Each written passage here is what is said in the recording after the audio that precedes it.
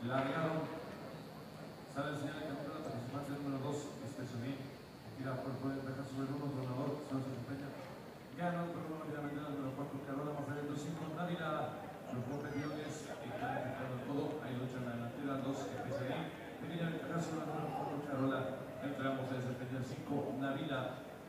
En la cuarta ubicación, Avalio, cuerpo el número 3, tipificado 0, mancha el 1, Tronador y los competidores de la segunda carrera se apretan a hacer el ingreso a la recta final.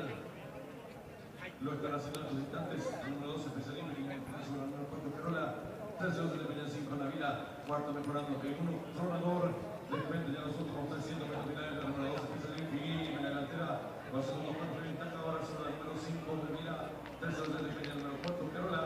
Después, ya los últimos 200 metros finales, el número 2, Especialista. Retirado para los ventaja sobre el 5, Navila. Gana el número 4, Tronador. Últimos 50 metros finales, el número 2. ¡Vamos, viejo carajo! ¡Vamos!